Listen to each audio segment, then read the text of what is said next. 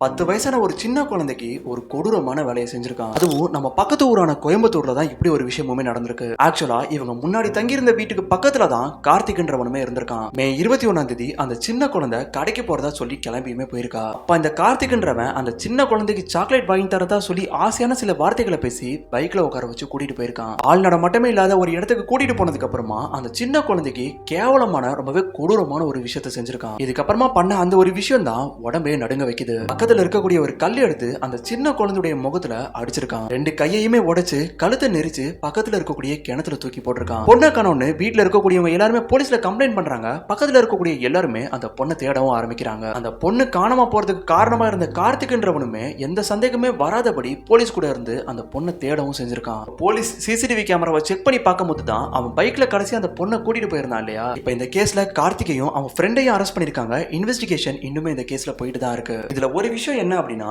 ஒரு 10 வயசான ஒரு சின்ன குழந்தைக்கு போயிட்டு இப்படி ஒரு விஷயம் பண்ணணும்னு எப்படி தோணுச்சுனே புரியல. தமிழ்நாடு கவர்மெண்ட் ரொம்பவே கடுமையான நடவடிக்கை எடுக்கப்படும் சொல்லியிருக்காங்க. எடுக்கப்படும் நம்புவோம்.